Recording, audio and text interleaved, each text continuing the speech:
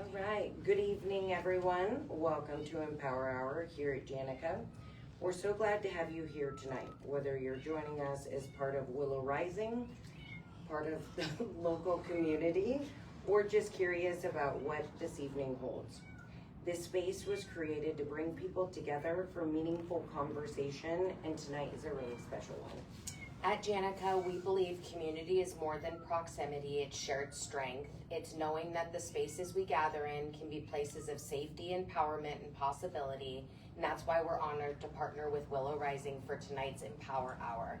Their work in our community is essential and it reflects values that are deeply woven into everything we do here. Tonight we have 4 incredible advocates from Willow Rising with us. Each of them brings not only expertise, but heart. And they work every day to support, advocate for, and empower individuals right here in our region.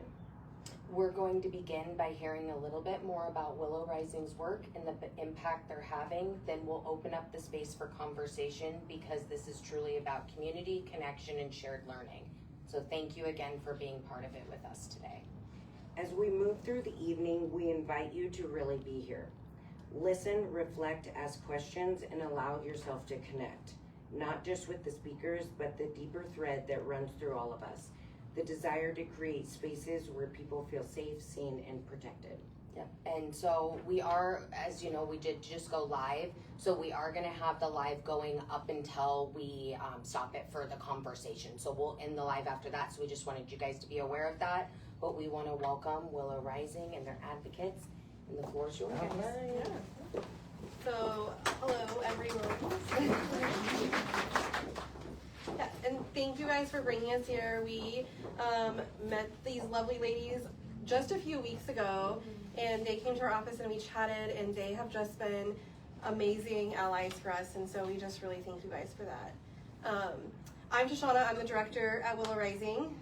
Then I'm Haley, I'm the associate director. And then in the audience we have with us. Hi, I'm Angela. I'm the court advocate. And I am Cassie, Community Engagement Director. Yep, and then we have one of our board members that lives here. I'm Stacy. Yeah. So, Haley's going to start and kind of just walk you through, if you came into our services as a survivor, what those services might look like, and talk about those pieces. And then I'll follow up with like our prevention work, our school work, bystander intervention training, and those kinds of things. Okay, so if you were to come into our office, there's 2 ways that you can contact us by just a walk-in. We have a 24/7 phone call line, and or often we get phone calls from the police, and often a survivor is either brought to us or we go out to them. And so if they were to come into our office, what that would look like is we have a triage room that we would sit with them, figure out their needs at that time, see what they're needing, and get them with the right person. If it happens to be an advocate that's open at that time, that's who that goes to. And so when you come into the office, you'll notice music, soft calming music, just a really calming environment, and that is just because they are in crisis and trying to get their nervous system to settle back down in some sort of way so you're able to have a conversation. And so what that would look like is if I were to go into Angela's office and sit with her, that survivor, if it was me, I would pretty much just say, hey, this is what's going on. Angela would ask questions such as like, what kind of things are you needing, safety planning with her, whether it's a protection order. We have a survivors group as well that Angela would bring up. We as well have a donation room. Often when survivors come to our agency, they have just some clothing on their back, and so we actually have a donation room in our office that they are able to go into and go through and find what they are needing at that point in time. If it came down to it where I were to needed to be in a safe place, that I didn't have a safe family member or a friend, or in general, you just didn't have a place to go at that point in time, Angie would do an assessment with me, figure out if our safe home is the best option for us, to make sure that that is the correct place to be at that time, depending on what I'm needing. And so at that time, Angie would sit down with me and go over our safe home and those type of pieces. And again, like, she would give me a suitcase. We often, when we come in, we don't have anything And so going back into the donation room is scary in itself, and then when you're coming out and just grocery bags or trash bags full of things that you're going to live off of for the next few weeks while your life is in shambles, doesn't look great. So we do have suitcases that are donated to us, and so that suitcase would be given to me, and I'm allowed to fill whatever. If you need another suitcase, that is completely okay, we can do that. There are bigger items, as well as we help with hygiene. We get at the safe home, if I were to go into the safe home, you get a brand new pillow, you get a toiletry bag, and it has all your toiletries, hairbrush, toothbrushes, toothpaste, all the things that you need on a daily basis as soon as you wake up in the morning. Those are the options that we have. We also, say for instance, if I was not going into the safe home and I did have a safe place to stay, my home was that safe place, whether my abuser was in the jail and or I had a protection order where they weren't supposed to be at my home. Those are the safe times that I could go back to my home if that was the best option. In that case, a lot of times when that happens is I would not have the funds to help with food or transportation. Those things are just not available. And when that comes into place, we do have a food donation room that we can give them food that has been donated to us, or we have bought through grants and sponsorships that people have graciously given us, and we are able to give our survivors that food to help them pass their needs. As well as when you walk into the office, take back the step of being a survivor. If you were not in our services, we actually do have a fridge and freezer commodity. So as soon as you walk into our office, does not matter if you are in our services or not, you are able to grab that food that's out there and take it and go at any time that we are open, no questions asked. So those pieces are there as well. Yeah, and so like she mentioned, we have the safe home. Our safe home is a home in Grand Island. We do partner with hotels, but we prefer to place people in our safe home. It's just safer. But we also understand like the outlying communities that might be hard to get kiddos to school and those kinds of things. So we do try to work with those needs as well. But the other services that we offer are things like Green Dot intervention training. That's a 3-hour training where we teach people how to be a safe bystander. So not always would you want to directly confront someone that you saw as a dangerous situation. So you may want to distract or delegate, which would be like call the police, those kinds of things. So kind of walks through those. And we also really focus on like what are the barriers that you think you would have, so that when that situation happens, you know what to do in that situation. And so that training is something that we do. We have 3 certified trainers on our staff to do that, and we can do it in English and Spanish. And so that's one of the things that we offer. And then we offer a lot of education with schools. And so I know some of you guys are here from schools, and so we have some brochures in the back of all the different kind of offerings we do. We do a 10-week program that really like focuses on like healthy communication and social emotional things. And then we also come in and we do presentations on like bullying and those kinds of things. We do offer support groups in school as well. We have a couple groups in Grand Island. We have an elementary school and a middle school who have an advocate come over their lunch hour and spend some time with kiddos. We spend time with kiddos who are those that are bullying, because we also need to figure out what's the root cause of that so that that behavior stops. And then we also spend time with those kids that are the subject of that bullying. So we try to make sure that we're addressing both sides of those needs.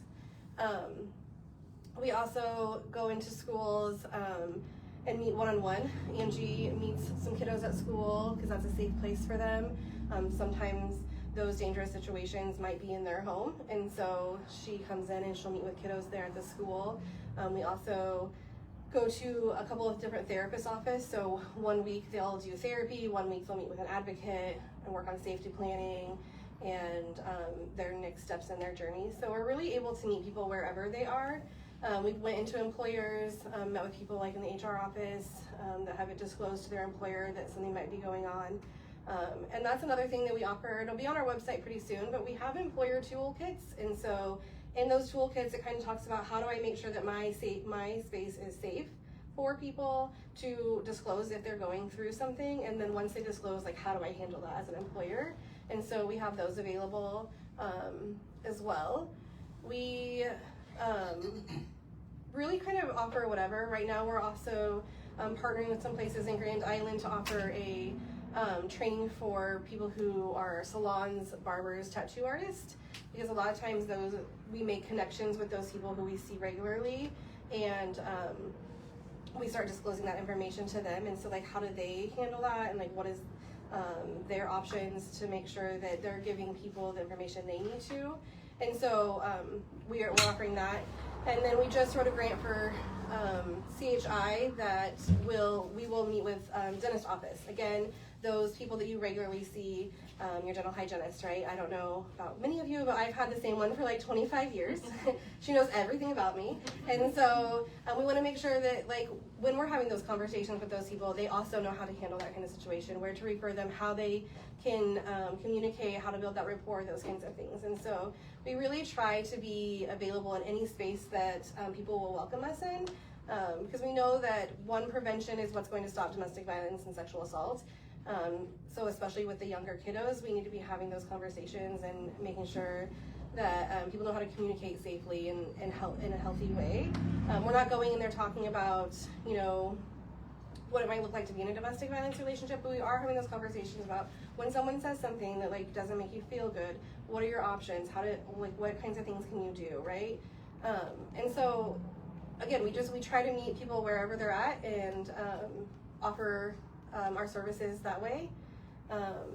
We do also, talking about donations earlier with like the clothing, we also have like another back room that has like lamps and silverware and plates and those kinds of things, because also people don't have those things when they move out, and so we provide those things. We also take larger furniture, beds, couches, those kinds of things, because again, they're moving into an apartment with nothing, and so we want to make sure that they have those things. So we have 2 storage units that we utilize for that. So yeah, like really anything that you need from the time you wake up to the time you go to bed are things that those survivors who left with nothing need. We just worked to start a foundation in Grand Island called the Hayes Foundation, and that is becoming a 501c3. It's just launching next week, actually. We have an event for that, and that will provide safety for pets. So a lot of times people don't leave because of their pets. We did do some legislative work and have where you can put pets on protection orders now, but you have to have that pet in your custody. Sometimes we can't get that pet, and so a lot of times people won't leave because of that. So we want to make sure that if someone is in that situation, that we can get them someone to board their animals, that we can make sure that if they need shots to move into their new apartment, or they need a pet fee paid, that we have some funding available for that. And then we also are producing, I'll probably think of a different name, but right now we're calling them go bags. So like they'll just kind of be a tote of items. So it'll have like a dog bowl, a leash, dog food, all those kinds of things, and then another one for cats. So that if that ever happens to someone, they can just come get that stuff from us, and we'll just have some of those kits made up. So I don't know if I forgot anything. I'm sure I did, but anything you think of? Oh, and we do, yeah. So one of the other programs that we have that sometimes we forget about, including me, is we have an abuse intervention program. And so that program is for people who have chosen violence. They usually are mandated by probation to come there. This is the only program that that costs anything for us. We do charge for that program, and that's just to sustain the staff that run that program. But we have about 80 individuals a week who come into our classes. We have 8 classes. We have male, female, Spanish, and English.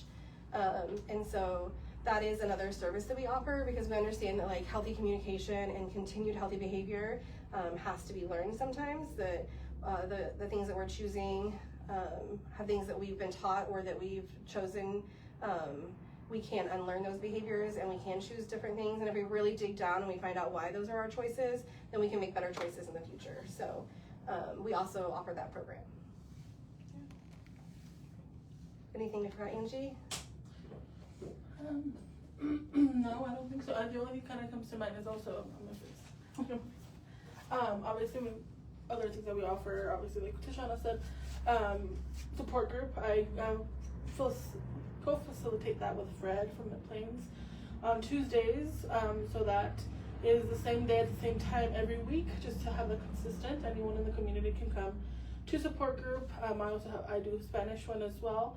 And that is for, like I said, anyone in the community. You don't have to be a client. You can kind of just show up and be welcomed with open arms. And those kind of support groups, it's more about, we have different topics every week. So healthy relationships, how to set boundaries, different topics every week. So it's not necessarily somewhere like where you have to share your story if you don't want to. Gradually people do, just because that's kind of the way of a support group. But it's more a way to just find a safe place for you to realize that you have other people who are kind of going through the same thing. There are people out there who understand what you're going through. It may not be the same exact situation, but kind of in the same journey. Another thing we kind of do too is peer support. So anyone who kind of walks in as well and is like, hey, I just have a situation going on. Maybe I'm not ready to leave yet, or maybe I'm not ready to make the report yet, or a production order. I just need someone to talk to about this. I just need someone to listen to me, and I don't feel like support group may be a right fit. So that's kind of where peer support group comes into play, and that's either one-on-one with an advocate. I have some people who their schedules might be a little hectic, so we do peer support over the phone and kind of just check in everyone's once a week, and this kind of looks different for everyone. Like I said, everyone's plan is very different. All of the clients I have regularly are each on different steps. We kind of, like Deshaun says, we meet people at different places. Like I've met people at the library before. Like I said, we have that outreach where we go out to different communities. We go out to the library, and we have Nicole go out, just be at the library, just because that is another safe place to where people are maybe allowed to go, or it's the only place they're allowed to be with their kiddos. So we have that advocate there. But like I said, I've met people at their employer. I know Alicia has met someone at a gym before. So it's just depending on what the client needs and really what they're needing. Along with the donation room in the front of our office. Apart from food for just the general public, if you're not a client, we also do sometimes put out there more hygiene products, medications. Sometimes if we have an overflow of, let's like one donation or of clothing, we put stuff out there as well for the public, obviously along with all the other resources, pamphlets, anything that we need in regards to that. But I think that's the only thing. I just want to make a comment, just because we had an event this morning too that I kind of touched base on. Often you only think of people when they're in that crisis mode, but we have people that have continued to come to us years later to have that support, because unfortunately PTSD is real, as we all know, and one little thing can set that person back and trigger them, and it's just a trickle effect. So I just want to make that very apparent.